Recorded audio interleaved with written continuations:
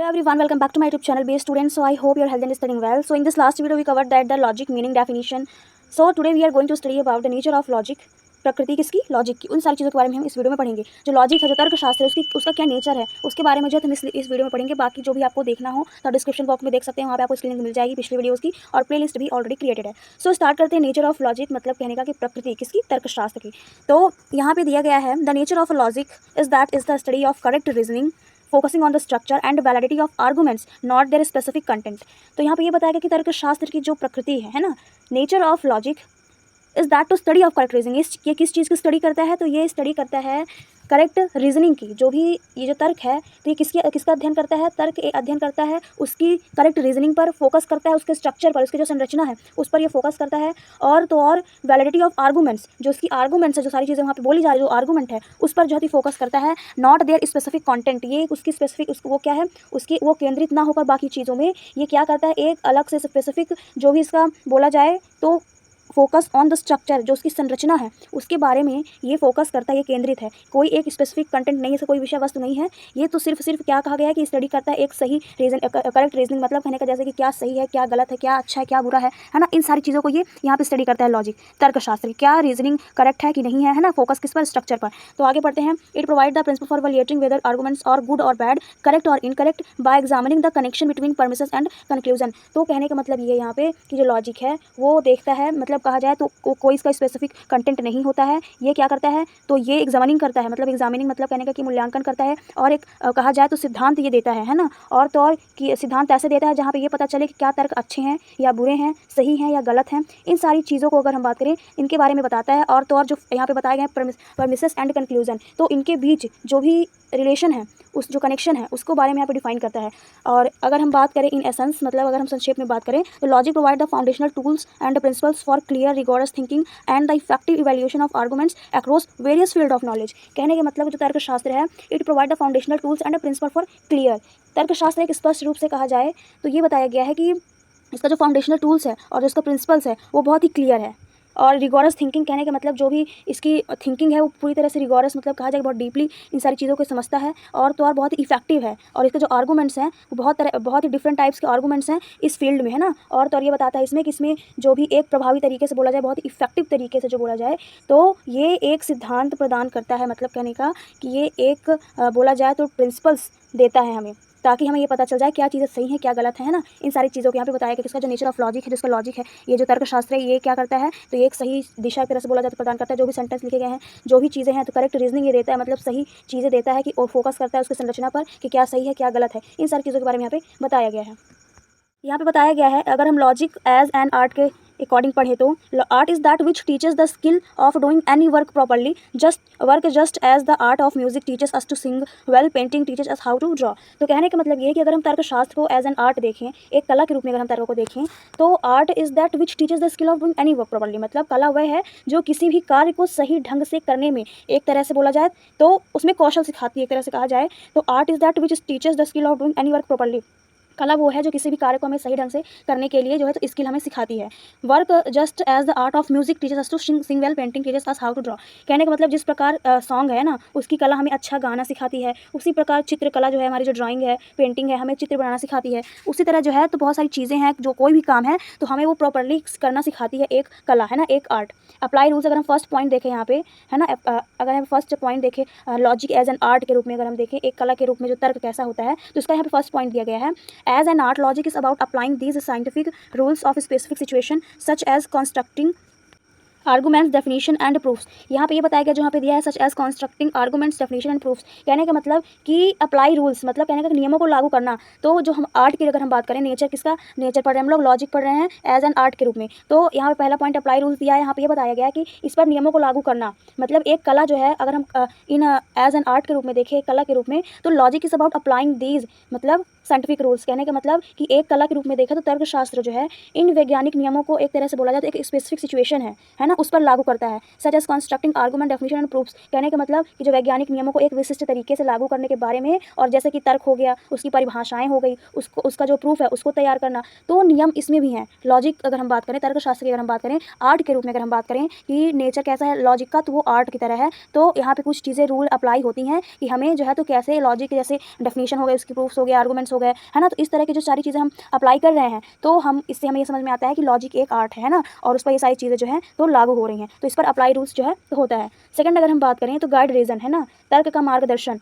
तो it acts as a guide for reason, helping individual to think clearly, avoid errors, persuade others through structured discourse. कहने का मतलब कि ये तर्क के लिए एक तरह से गाइड फॉर रीजन मतलब तर्क के लिए मार्गदर्शक के रूप में भी कार्य करता है। कौन? आर्ट जो है तो काम करता है, कला जो है तो इसके लिए बोला जाए तो मार्गदर्शन के रूप में कार्य करता है। और तो और इंडिविजुअल टू थिंक क्लियरली, और तो और ये स्पष्ट रूप से सोचने का भी काम करता है। और जो भी अवॉइड एरर्स मतलब गलतियों से बचने, और जो भी बोला जाए तो सारी चीज़ें हो रही हैं संरचित तरीके से, स्ट्रक्चर्ड डिस्कोर्स तरीके से, उन माध्यम से जो है दूसरों को समझाने में भी मदद करता है आर्ट, है ना। तो यहाँ पे ये बताया गया कि लॉजिक में अगर हम बात करें, तर्कशास्त्र में अगर हम बात करें, तो आर्ट का बहुत बड़ा इंपॉर्टेंट प्ले है, रोल करता है। और तो और ये हमें सिखाता है यहाँ पे, और उसका मार्गदर्शन भी करता है। गाइड रीजन मतलब तर्क में जो है तो आर्ट का बहुत बड़ा रोल है जो कि इसको सिखाता है, और जितने भी एरर्स हैं उनको जो अवॉइड करता है, और जो लोग हैं उनको उसकी जो थिंकिंग है उसको क्लियर करता है, और बहुत सारी सी चीज़ें जहाँ पे हेल्प करता है।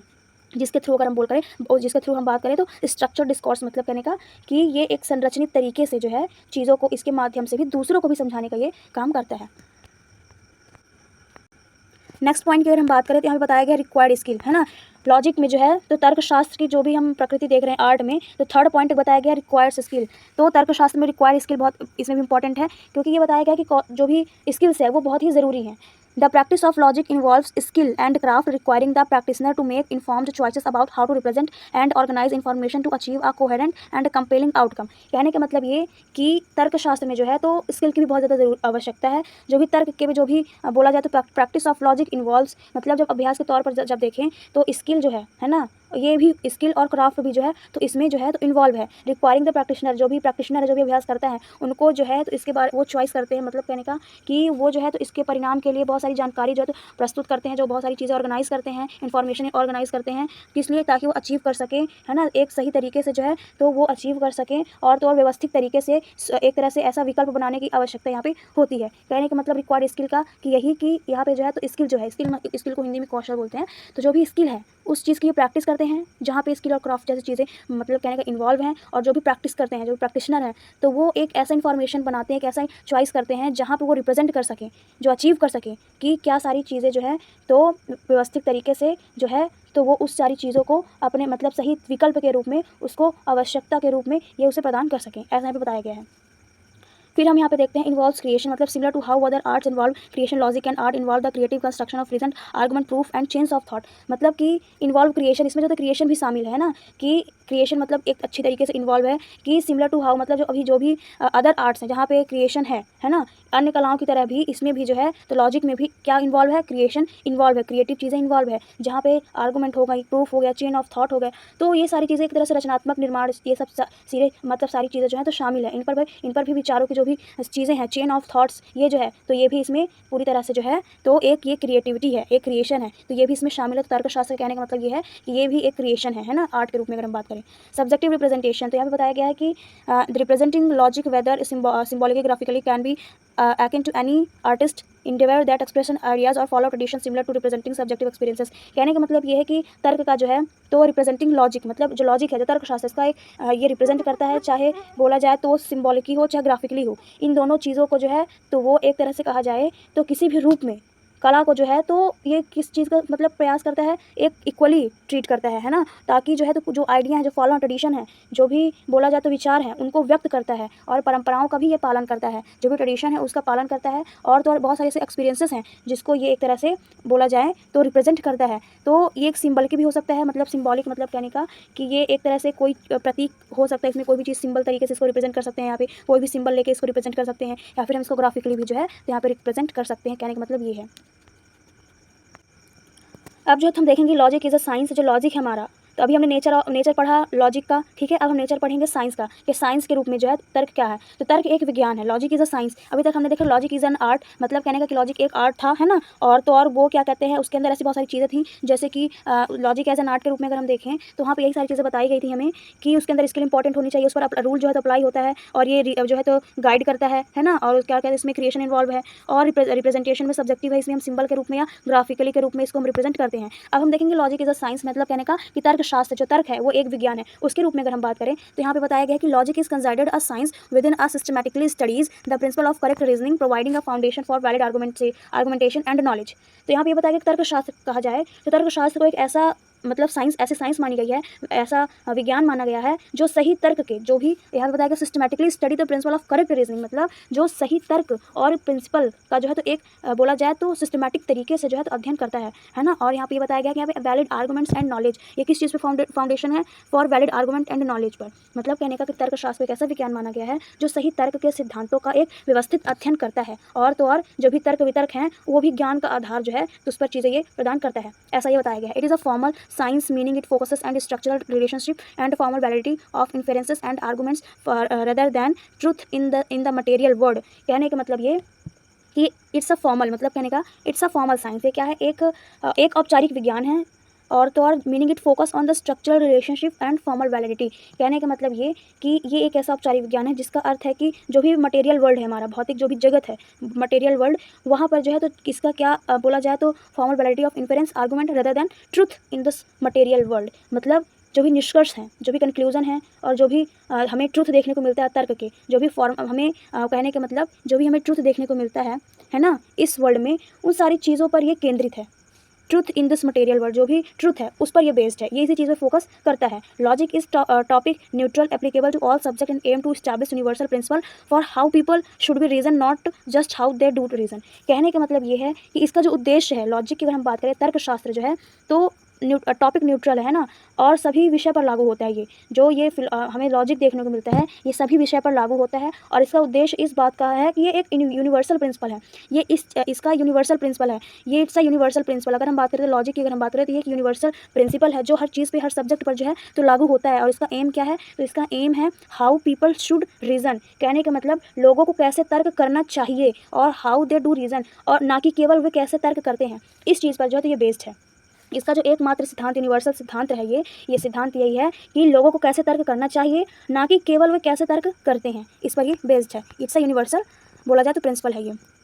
आगे अगर हम बात करें तो लॉजिक जो है तो साइंस के रूप में हमने बात किया, तो इसके कुछ पॉइंट्स के बारे में भी देख लेते हैं। इसका जो नेचर है वो है बिल्कुल साइंस है। तो कुछ इंपॉर्टेंट इसमें कैरेक्टरिस्टिक देख लेते हैं कि सिस्टमैटिक नॉलेज, तो science, logic is a science, तो तर्क एक विज्ञान है, सिस्टमैटिक नॉलेज जो है तो इसके अंदर है, एक व्यवस्थित ज्ञान भी इसके अंदर हमें देखने को मिलता है। Logic as a science provide organise knowledge about correct thinking just as another science organise knowledge about the universe village about the universe. कहने का मतलब ये है कि जो तर्क है, जो लॉजिक है, एज अ साइंस, एक विज्ञान के रूप में अगर हम देखें तो provide organise knowledge about correct thinking, ये हमें करेक्ट थिंकिंग ये भी देते हैं, knowledge just other science organise knowledge, मतलब कहने का कि ये हमें तरीके से बोला जाए तो सिस्टमैटिक नॉलेज देता है और सही सोचने के बारे में बताता है, जो भी इसका ज्ञान है। ठीक वैसे ही जैसे हमें अनदर साइंस में हमें व्यवस्थित तरीके से नॉलेज मिलता है, एक सिस्टमैटिक नॉलेज है ना। जैसे हम अदर सब्जेक्ट पढ़ते हैं तो वहाँ पे बहुत सारी चीज़ें हैं जो हमें सिखाई जाती हैं, उसमें हमें नॉलेज मिलता है, एक सही सोचने की दिशा मिलती है। वैसे ही ये भी जो है तो एक सिस्टमैटिक नॉलेज है ना, व्यवस्थित तरीके से यहाँ पे हमें ज्ञान मिलता है, और ऐसी बहुत सारी चीज़ें हैं जो हमें सिखाई जाती हैं अबाउट द यूनिवर्स, है ना।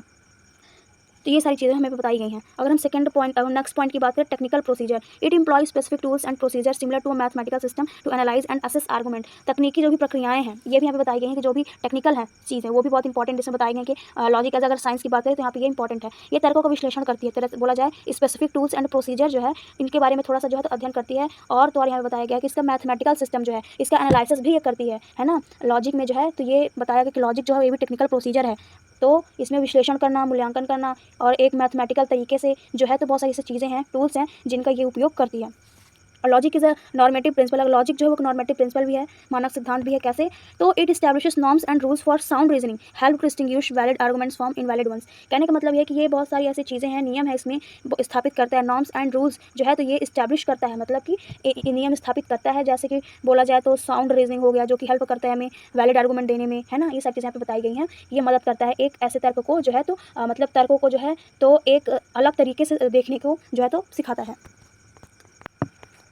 सो हमें ये लास्ट में सारी चीज़ें अगर हम इन समरी बोले तो लॉजिक एक तरह से logic is a science, logic जो है एक विज्ञान है, और तो और ये आर्ट भी है, ठीक है। तो यहाँ पे इन समरी अगर हम बात करें तो यहाँ पे यही बताया गया है, logic is considered both science and an art because it's systematically study the principle of valid reasoning as a science and apply those principle of effectively construct arguments and expression ideas as an art. तो यहाँ पे ये बताया गया है कि जो logic है ना, लॉजिक क्या है, तर्कशास्त्र को विज्ञान और कला माना गया है। तर्कशास्त्र जो है वो दोनों जो तर्कशास्त्र हमारा लॉजिक जो है वो यही यहाँ पे बताया है कि लॉजिक इज कंसाइडर्ड, मतलब तर्कशास्त्र जो है दोनों को मानता है, साइंस को भी मानता है और आर्ट को भी मानता है। क्यों? क्योंकि सिस्टमैटिकली स्टडी करता है प्रिंसिपल ऑफ वैलिड रीजनिंग का। अगर हम एज अ साइंस बात करें, है ना, एज अ साइंस अगर हम बात करें तो ये एक वैलिड रीजनिंग का जो है तो स्टडी करता है। The principle of valid reasoning, इन सारी चीज़ों को यह सिस्टमैटिकली स्टडी करता है, हम साइंस की अगर बात करें। और ये apply those principle to effectively construct argument and expressing idea, जो भी हमारे आइडियाज़ हैं उनको एक्सप्रेस करने में और उनके जो आर्गूमेंट्स हैं उनको कंस्ट्रक्ट करने में, और जो इसके प्रिंसिपल हैं बहुत इफेक्टिवली प्रिंसिपल्स हैं जो कि इसमें अप्लाई होते हैं एक अच्छे तरीके से,